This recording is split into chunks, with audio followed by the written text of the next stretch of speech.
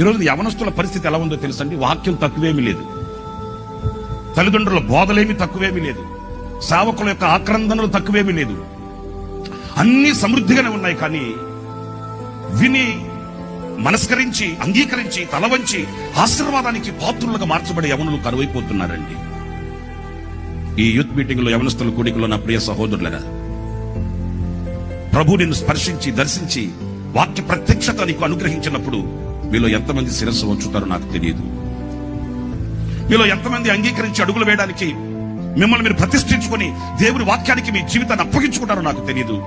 లేదు, స్నేహితులతో వచ్చామని భుజాల మీద చేతులు వేసుకుని యేసయ్య కార్చిన రక్తాన్ని కాళ్ళతో తొక్కుకుంటూ వెళతానంటే చేసేదేమీ కూడా లేదు. దేవుని వాక్యం నేను దర్శించినప్పుడు వెంటనే శిరస్సు వంచాలి. మరి ఆ యవనస్తుడికి ప్రభువే చెప్పాడు కదా, ఎందుకు ఇవ్వలేదు? ఈ యవనుడు చిన్నబుచ్చుకుని వెళ్లిపోయిన యవనుడు లేఖనాల్లో మనకు కనిపిస్తున్నాడు.